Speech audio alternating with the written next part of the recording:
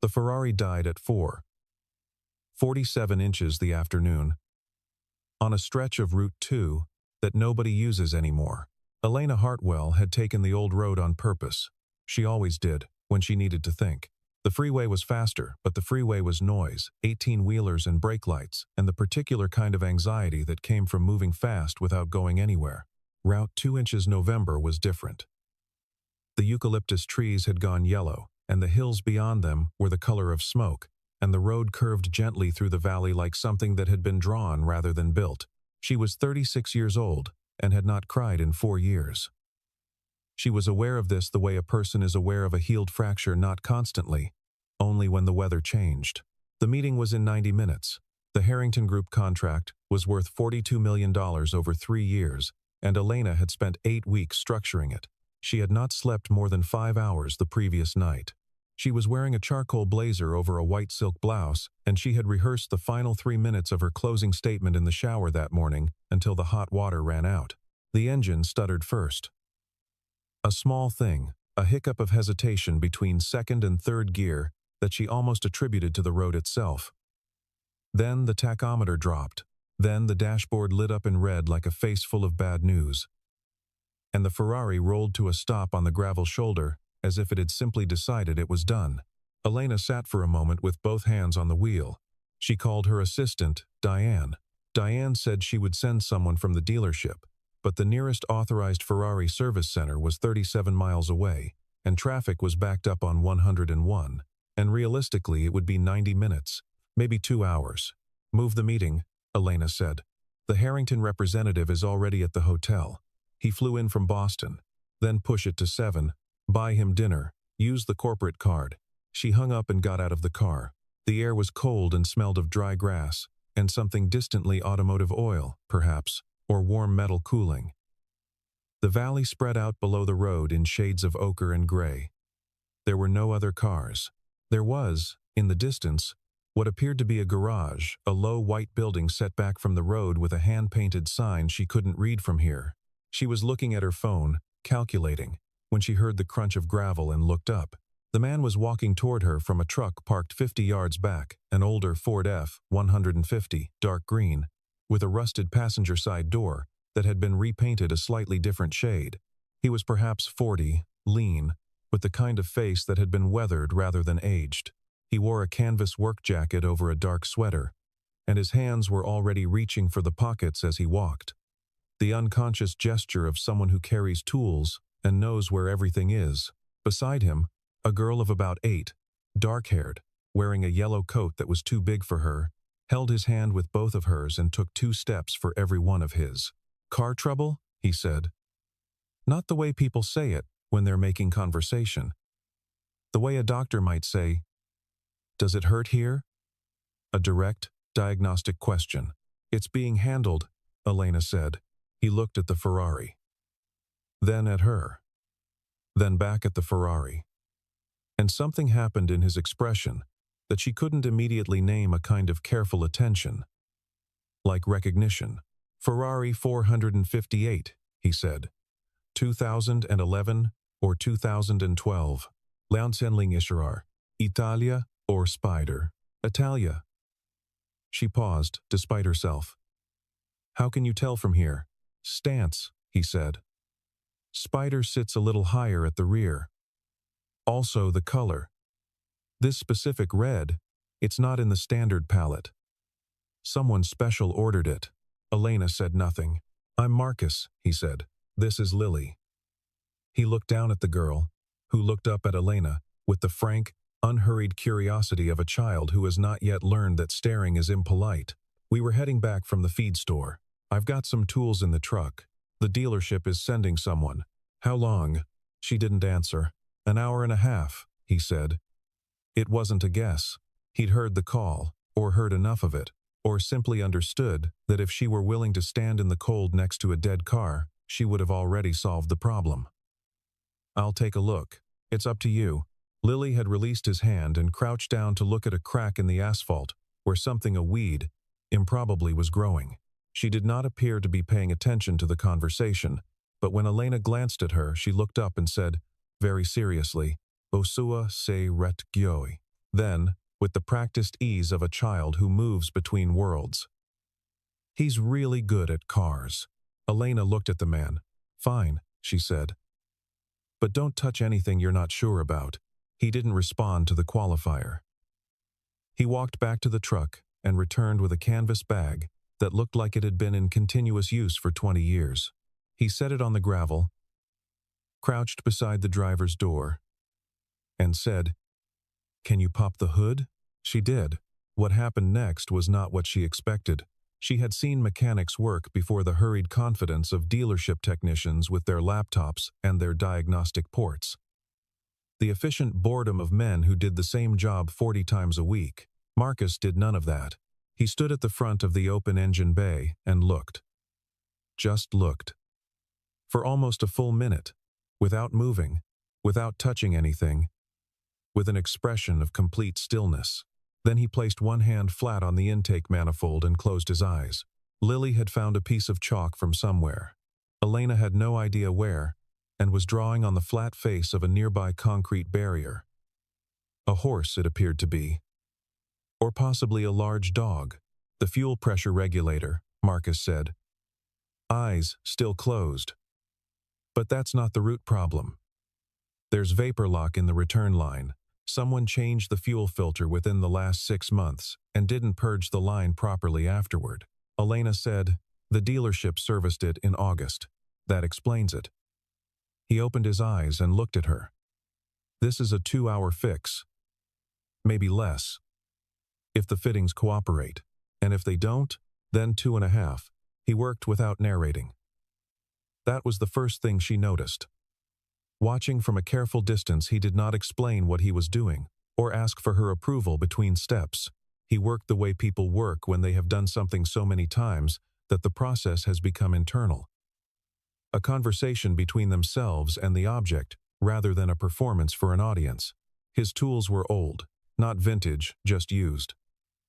A set of combination wrenches, with the chrome worn from the handles. Pliers that had been repaired at the joint, with a welded bead of metal. A flashlight with the rubber grip partially peeled away. Everything organized in the canvas bag, with a precision that suggested long habit. Lily finished her drawing, and came to stand near Elena. Not beside her exactly, but in her general vicinity. She looked up at Elena with those clear, assessing eyes. "Do you own that car?" she asked. "Yes. It's very red." "It is. My dad says red cars are either for people who love cars, or for people who want to look like they love cars." She considered this. "Which one are you?" Elena looked at the car. In the late afternoon light, the red had deepened to something almost burgundy, and the lines of the body were doing that thing they did sometimes in the right conditions, looking less like a manufactured object and more like something alive. "I inherited it," she said, and was surprised to hear herself say it. Lily nodded, as if this were a complete answer. At 6:19, 1 hour and 32 minutes after Marcus had first opened the hood, the engine turned over. The sound was immediate and full. A deep mechanical thrum that Elena had heard 10,000 times, and yet which, in this moment, on this road, in the cold, sounded different. More present, more earnest. Marcus closed the hood. He wiped his hands on a gray rag from his back pocket.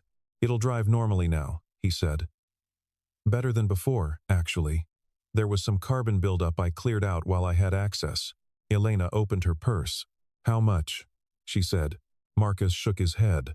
"I don't," she started. "It's not a professional job," he said. "I'm not insured for roadside. It's just one person helping another person." He said it without weight, without magnanimity, as if it were simply a description of facts. "That's..." She stopped. She had been about to say ridiculous. She didn't say it. "I don't accept charity." Something moved across his face, not quite a smile. More like the recognition of a familiar argument. "It's not charity. Charity implies sacrifice. This cost me an hour and a half of driving back from the feed store. I would have been home by 6 either way." Lily tugged his sleeve. "Can we go? I'm hungry." "We can go," he said.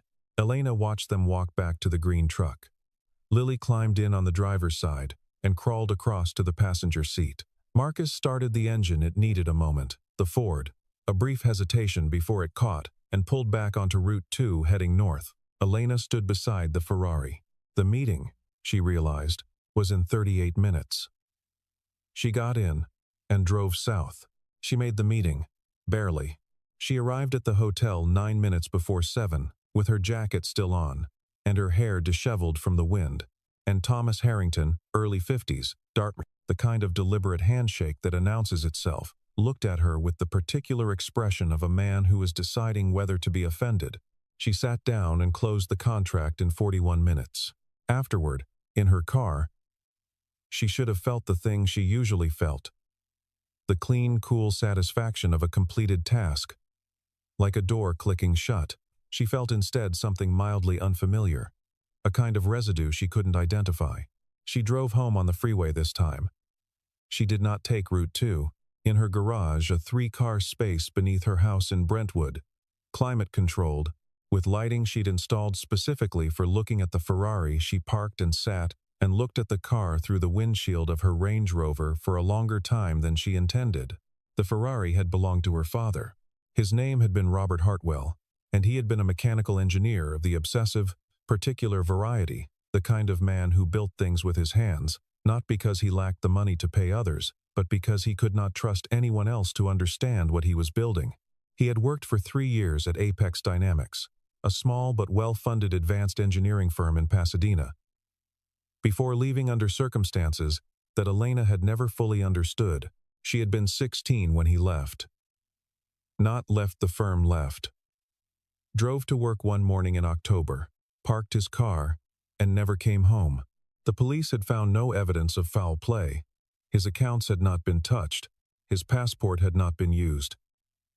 He had simply a word Elena had come to resent vanished. The Ferrari had been left in the garage. She had driven it for the first time at 19.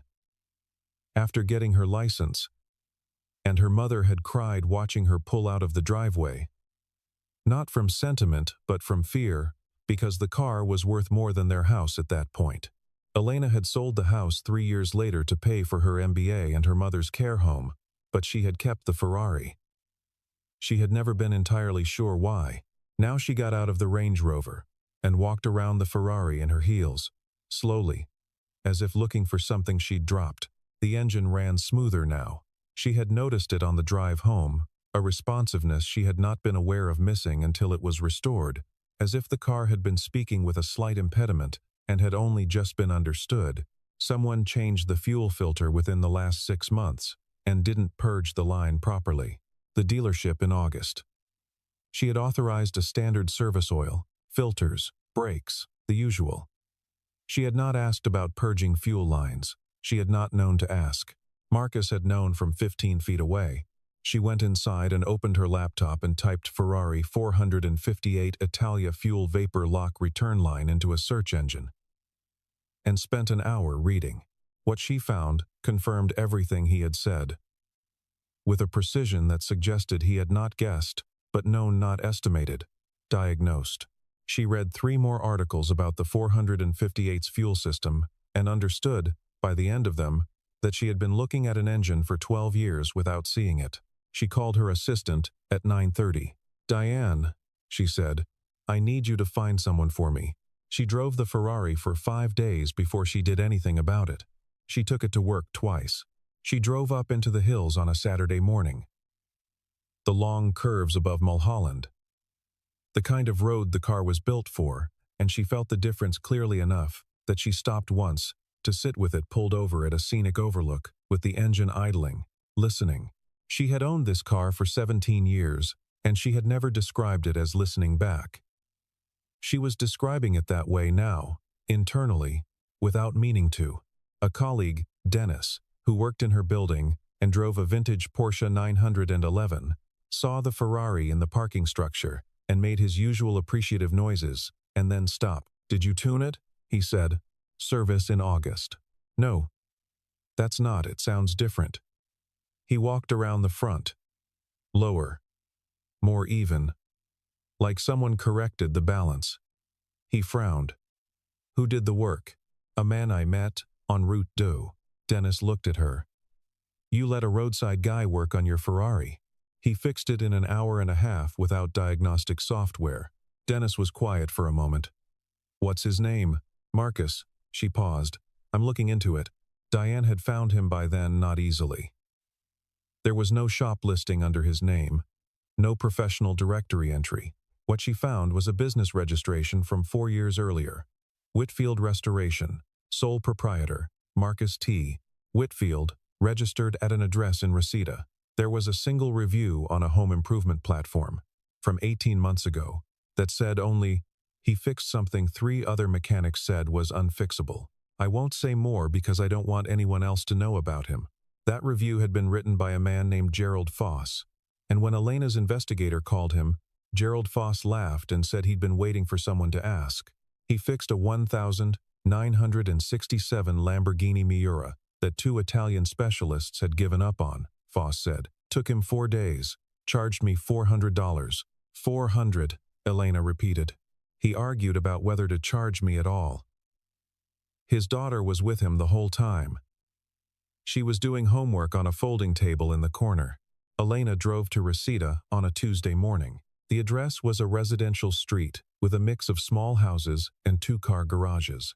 Marcus's property was unremarkable from the outside, a pale yellow house with a large detached garage at the end of a concrete driveway. The garage door was up.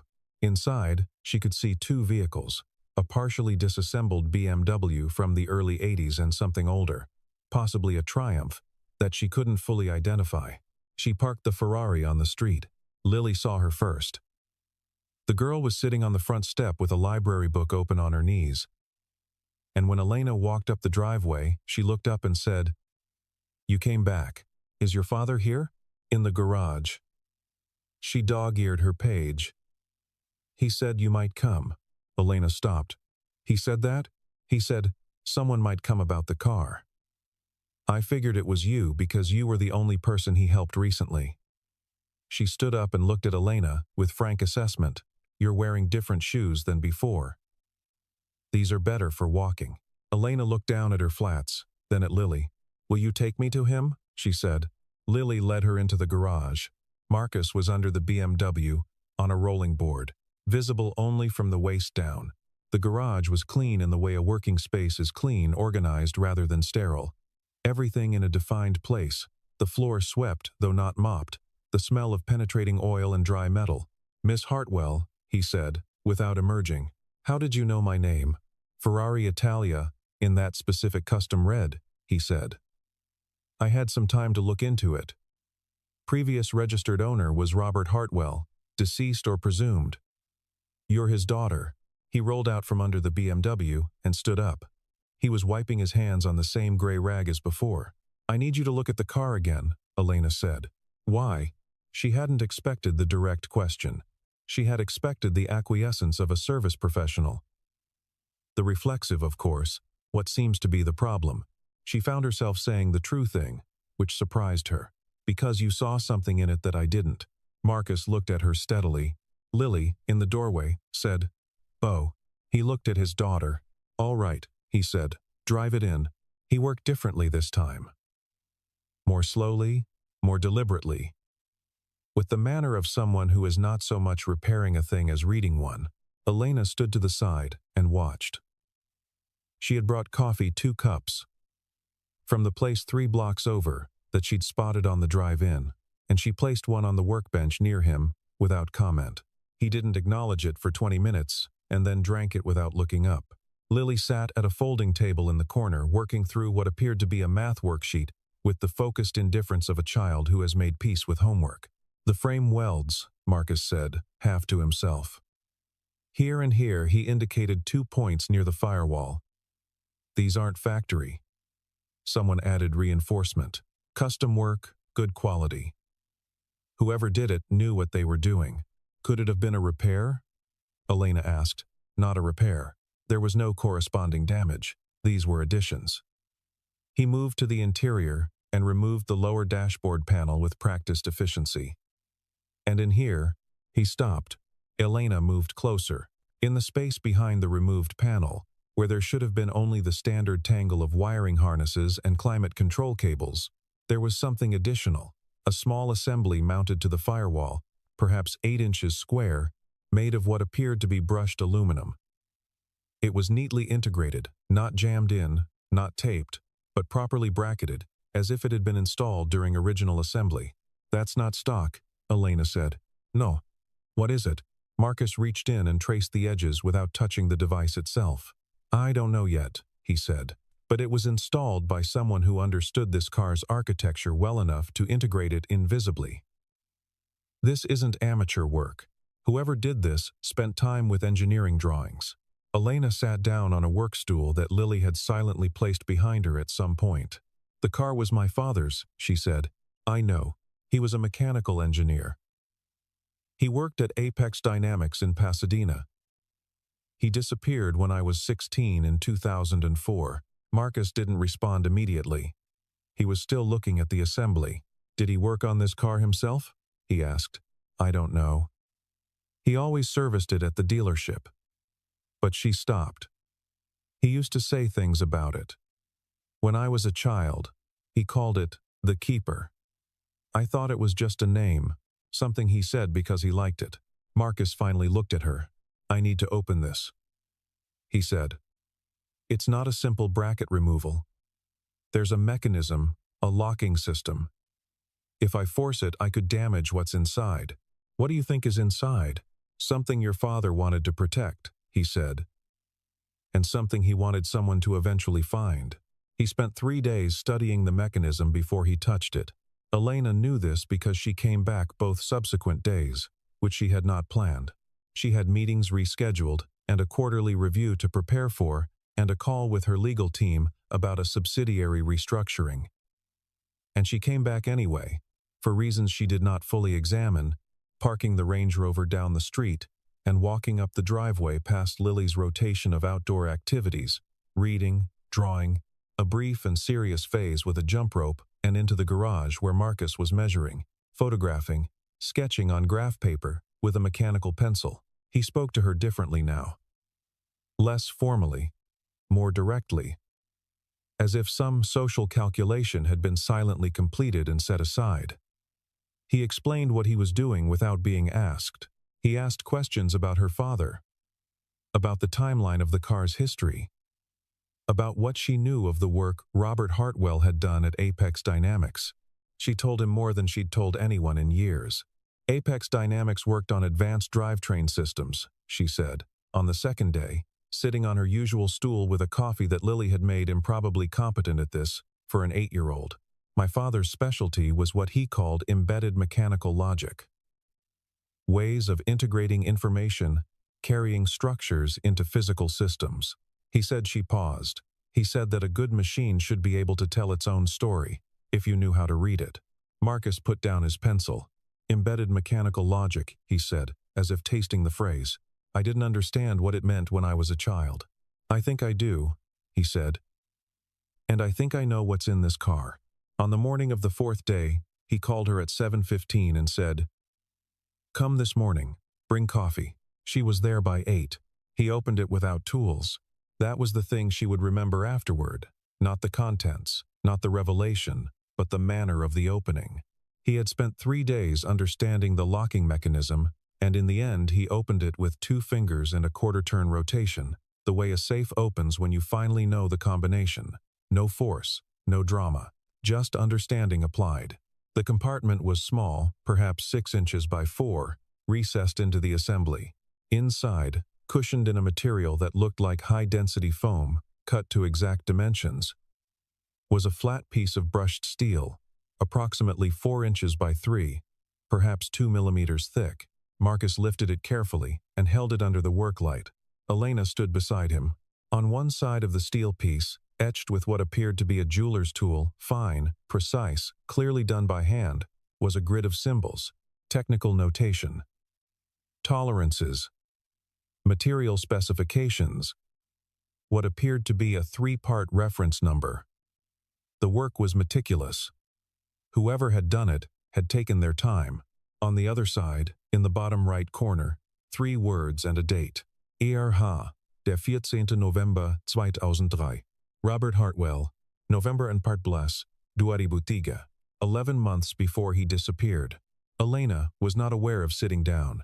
She was aware, in a distant way, that she was sitting on the concrete floor of Marcus's garage, and that Marcus had not said anything, and that somewhere outside Lily was singing to herself a fragment of something tuneless and inventive, the way children sing when they think no one is listening.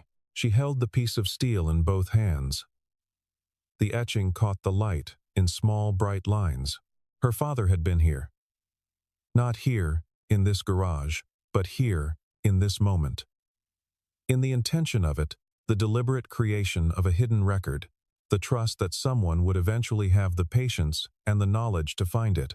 It doesn't just store what happened, she thought, and recognized the thought as her father's. It stores who we were when we made it. Marcus crouched down to her level, not beside her, in front of her, where she could see his face. "Are you all right?" he asked.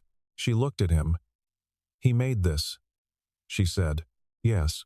He put it there. Yes. And then he..." She stopped. She was not going to cry. She had not cried in 4 years, and she was not going to cry on the floor of a garage in Reseda in November. He disappeared 10 months later.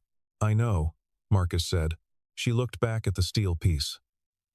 The reference numbers in the grid, she recognized the format now, partly, not from her own work, but from documents she'd seen years ago, when she'd gone through her father's files after the estate was settled. The numbering convention was Apex Dynamics's internal system. "This is from his work," she said. "This is documentation from his work at Apex." "I think so too. He hid it in the car, because..." She paused. "Because the car would be safe. Because I would keep the car." A long pause. "He knew I would keep it." Marcus said nothing. He let the silence do what silence was for. She scanned the steel piece. She hired a technical translator, someone who worked in patent forensics, and knew Apex Dynamics's internal notation system from 2 litigation cases in the mid-2000s. His name was Bertrand Sloan. He charged $300 an hour, and he called her at 10:30 on a Thursday morning. "This is a materials specification and test protocol for something called Project Meridian," Sloan said. "Filed internally in November 2003. It describes a novel composite material, something to do with thermal stress distribution in high-performance drivetrain components. The engineering here is a pause. Well, it's unusually elegant. Whoever designed this understood materials science at a level that most industrial engineers don't." "What happened to Project Meridian?" Elena asked. "As far as public record goes," Sloan said, "it doesn't exist. I've done patent searches and I can't find a filing. The techniques described in this notation, or techniques that appear substantially similar, show up in 3 Apex Dynamics patents filed between 2006 and 2008, but there's no attribution to Robert Hartwell. And no record of him as a co-inventor." Elena sat with her phone in her hand for a long time after she hung up. She thought about what she knew about Apex Dynamics. She had not thought about them carefully. In years they existed in the background of her father's disappearance, like a piece of furniture, permanent and unremarkable. She had always assumed his departure from the firm 2 years before his disappearance had been voluntary, or at worst, contentious in the ordinary way. Such things were disagreements about credit, compensation, direction. She now thought it might have been something else. She called Marcus. "I need you to look at something else," she said. "Not in the car. In some documents." "I'm a mechanic," he said. "You're something else," she said, "and you know it." A pause. "Come at 3, he said. "Lily's at school until 4. She brought the Apex Dynamics files. She had kept them in a storage unit in Culver City for 11 years. 3 boxes of paper and 4 hard drives she'd never been able to bring herself to look at comprehensively. She'd had them digitized 2 years ago by a document service, and the scanned files sat in a folder on her company server that she had opened twice. She opened them now, with Marcus at the folding table in the garage, while the Triumph project sat half-assembled in the corner, and the late afternoon light came in at low angles through the garage door. Marcus was not a financial analyst. He had no background in corporate documents or patent litigation, but he had, Elena came to understand, over the course of 3 hours, an unusually structured way of thinking, the habit of a man who diagnosed complex systems by understanding how their components related to each other. He saw patterns in the documents, the way he'd heard patterns in her engine. "Look at this," he said, at one point, sliding a page toward her. "The dates on these project status reports your father signed off on Phase 2 of Meridian in September 2003. Then in December 2003, a different project code appears in the budget allocation MRX, not Meridian. Your father's name is not on any MRX document." "MRX," Elena said. The patents filed in 2006 have the MRX designation in their internal reference codes," Marcus said. "Which means someone renamed the project after your father left. Or was removed." She looked at the signature on the Phase 2 report. Her father's handwriting, compact and careful, the R and H of his initials forming a shape she had seen on birthday cards and grocery lists, and she now understood on a small piece of steel hidden in a Ferrari engine. He had known something was wrong. He had known before he disappeared. He had hidden the original specifications, the proof of authorship in the car he knew would be kept. The man who had ultimately benefited from Project Meridian's derivative patents, who had been at Apex Dynamics during the relevant period and had risen steadily in the years following, was named Carlton Webb. He was now the chief financial officer of Prism Technologies, a publicly traded company that had licensed substantial elements of its thermal materials technology from Apex Dynamics.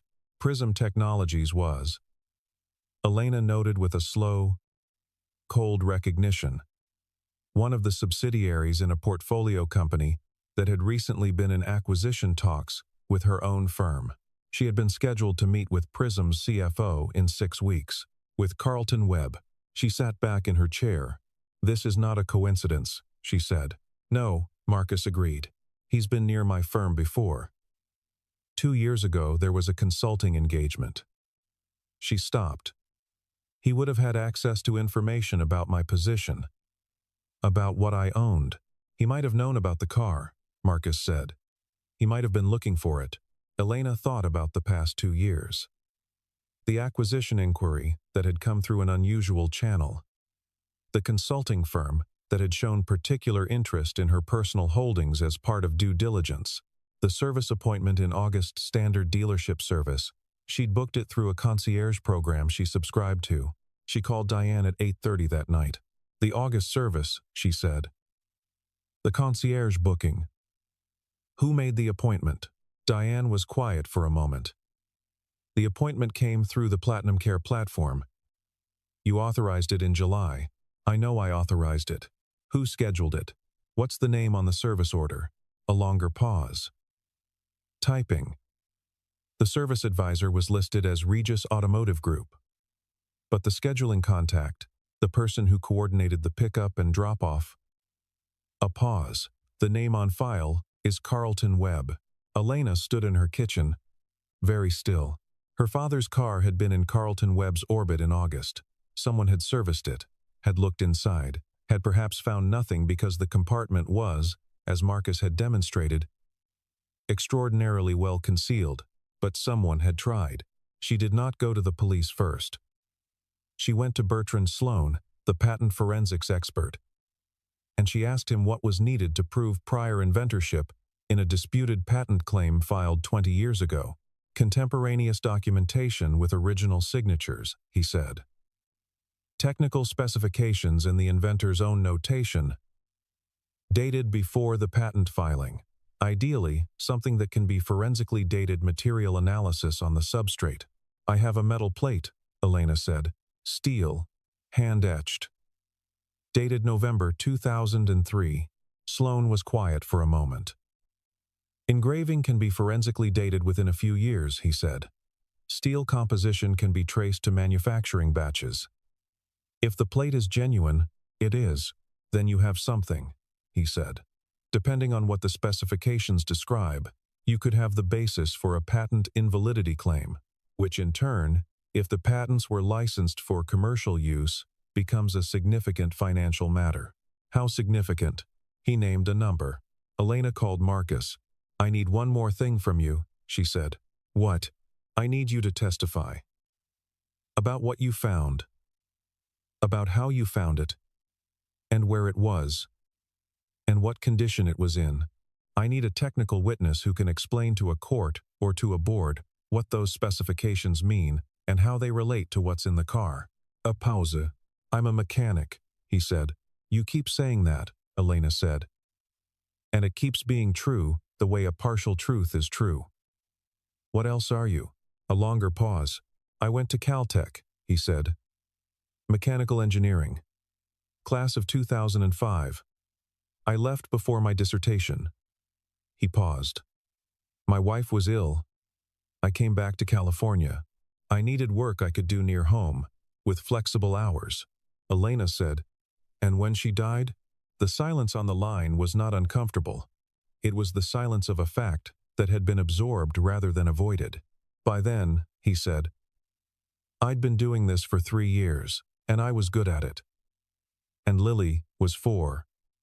He paused. I didn't go back. Will you testify? Another pause. Tell me the date of the meeting, he said. She told him. Lily's winter break starts the week before, he said. I'll need to find someone to watch her. I know someone, Elena said, which surprised her as she said it. My assistant Diane has a daughter Lily's age. They can stay at my house. There's a pool. A very long pause. All right, he said. The meeting with Prism Technologies board was 3 weeks later. Elena had used the intervening time well. Sloan had produced a 40-page technical analysis. Her legal team had filed a preliminary challenge to 2 of the 3 Apex-derived patents.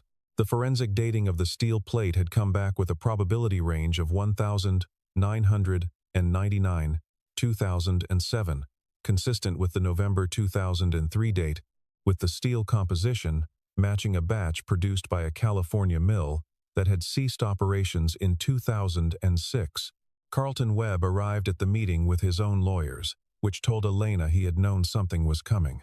He was a compact man in his late 50s, with the particular stillness of someone who has been careful for a long time, and when he looked at Elena across the conference table, his expression was measured in the way expensive things are measured by weight rather than volume. Marcus sat to Elena's right. He was wearing a dark jacket over a clean shirt, his hands flat on the table, and he looked precisely as calm as he looked when he was listening to an engine. He was going to be fine. Elena opened the folder. My father, she said, was Robert Hartwell. He was the primary architect of the thermal materials process you've been licensing under the Apex patents for the past 17 years. He documented his original specifications in November 2003 and concealed them in a vehicle he knew would be preserved.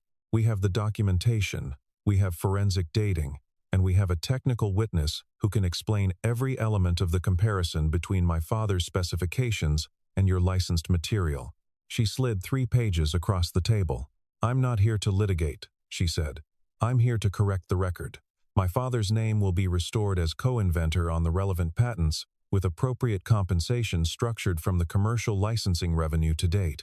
Alternatively, we proceed with the invalidity challenge, which will trigger the licensing review provisions in your agreements with 6 downstream companies, which I believe your legal team understands would be a considerably more disruptive process. Webb looked at the pages. He looked at Marcus. He looked at Elena. He did not say anything for a long time. Then he said, "Who was driving when the car broke down?" Elena did not understand the question. "On Route 2, he said. 3 weeks ago. We had a team monitoring the vehicle. We saw it stop. We saw the mechanic."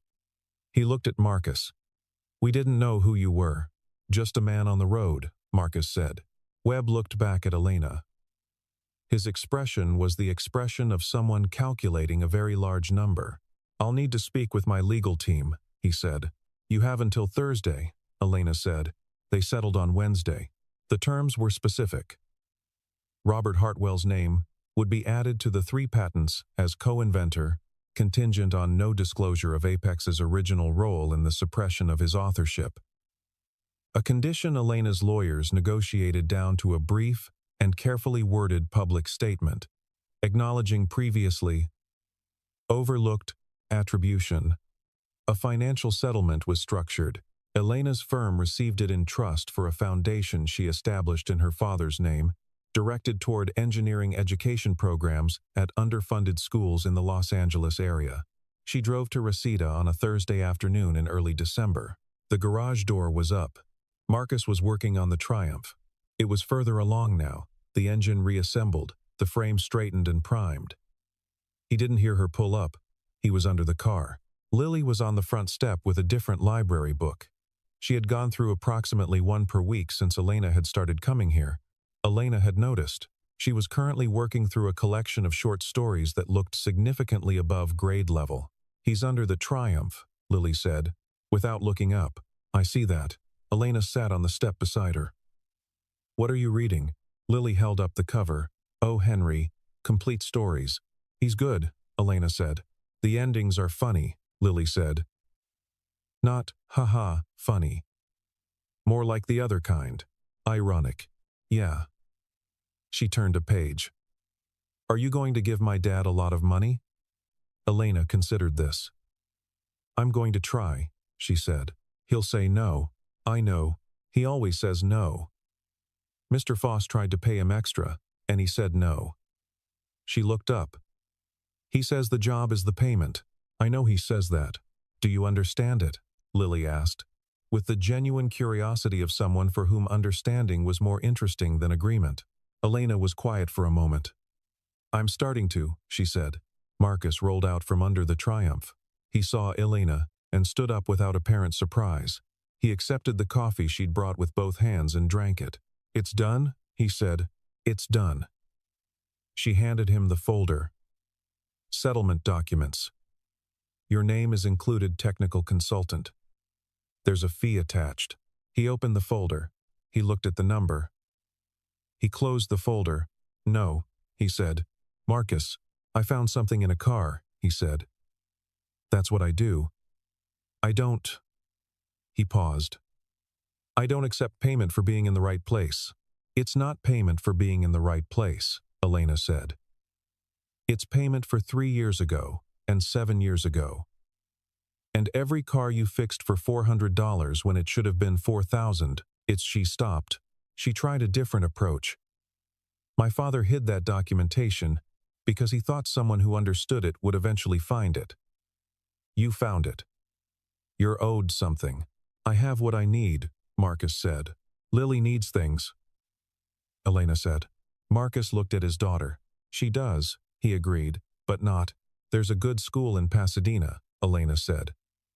"A science and engineering program. They have a partial scholarship fund for students who qualify. Lily would qualify. The foundation I'm establishing will be a donor." She paused. "That's separate from what's in the folder. That's already done." Marcus looked at her. Something moved in his expression, not the resistance she had expected, but something more complicated, a kind of reckoning. "You didn't ask me," he said. "No," she agreed. "I didn't." A long silence. "Thank you," he said. The words were plain and unembellished, which made them exact. She nodded. Lily sat in the Ferrari that afternoon for approximately 45 minutes. She had asked first very correctly, with the particular formality of a child who has been taught that other people's things are other people's things, and Elena had opened the passenger door, and she had climbed in and sat with her hands in her lap looking at the dashboard with an expression of complete absorption. Elena and Marcus stood in the garage doorway. "She's interested in engines," Marcus said. "I noticed.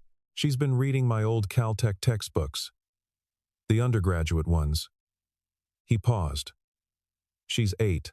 She's going to be remarkable," Elena said. Marcus said nothing, which was the particular agreement of a parent who believes the thing but has learned not to say it too often.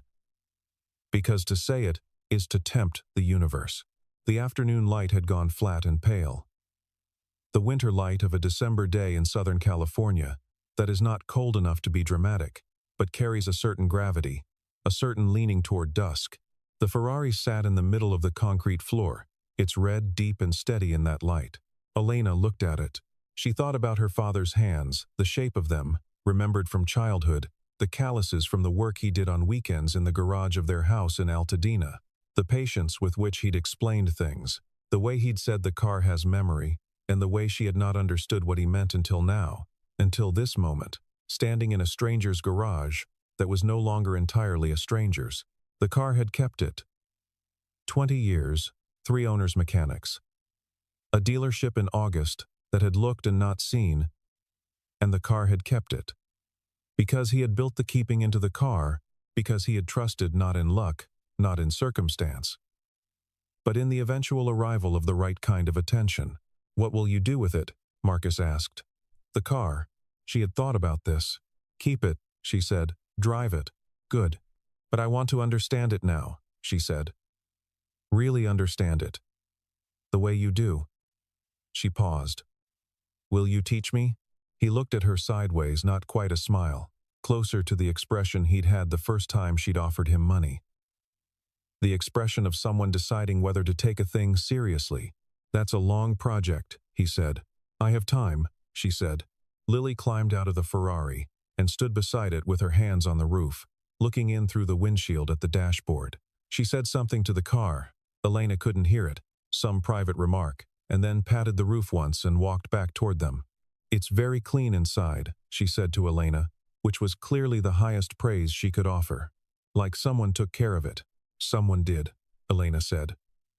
For a long time, Lily looked at the car once more, then at Elena, then at her father, with the synthesizing gaze of a child who is placing things in relation to each other. Okay, she said, which settled it, in the way that children's pronouncements sometimes settle things not through authority but through simplicity. Marcus went back to the Triumph. Elena sat on the workstool she had come to think of as hers and watched him work. Outside, the December light continued its slow recession. The valley beyond the garage door went from pale gold to gray to a particular deep blue that was not quite dark and not quite light, the color of a moment just before resolution, before the last variable in a long equation finally comes clear. The engine of the Triumph fired for the first time at 6:14. Not perfectly, it coughed once and roughened, the idle hunting, but it fired. Marcus stood and listened with his hand flat on the vibrating metal, eyes closed, the posture she now recognized. He nodded once, a private confirmation. The engine settled. Elena drove home on Route 2.